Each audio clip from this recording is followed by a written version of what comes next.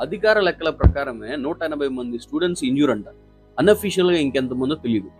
ఇంత ఘోరమైన పాశవిక దాడికి బాధ్యత ఎవరు తీసుకోవాలి?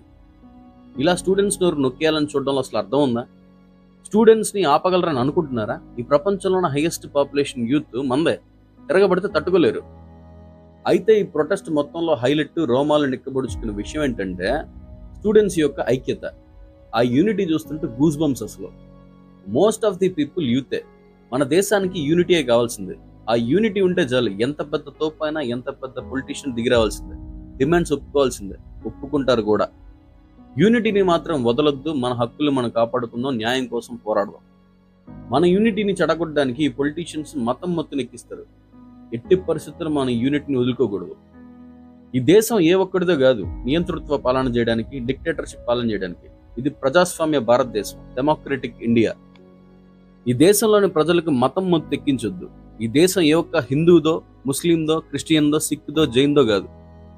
ఈ దేశం ఏ తెలుగుడిదో, తమిళోడిదో, గుజరాతీ వాడిదో, హిందీ వాడిదో కాదు. ఈ దేశం మనది, మన అందరిది. We are the people of India. జై భీమ్, జై భారత్.